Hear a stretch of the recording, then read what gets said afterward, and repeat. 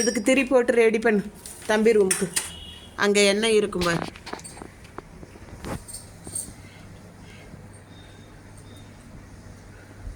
நேற்று வாராகி சமயபுரம் மாரியம்மன் 2 பேருக்கும் சூப்பராக மதியமே பூஜை போட்டாச்சு. அதுக்கப்புறம் கௌரி வாங்கிட்டு வந்துட்டு கௌரியை வைக்கும்போது சுக்கர உரையில் வச்சேன். டைம் ஆயிடுச்சு, எடுக்க முடியல. வலையெல்லாம் வச்சு சாமி கும்பிட்டு இது பண்ணியாச்சு. இனிமேல் தான் களிமண் பிள்ளையாரை அங்கே வைக்கணும், கலசம் வைக்கணும். இப்போ இப்படி ரெடி பண்ணி வச்சுருக்குறோம்.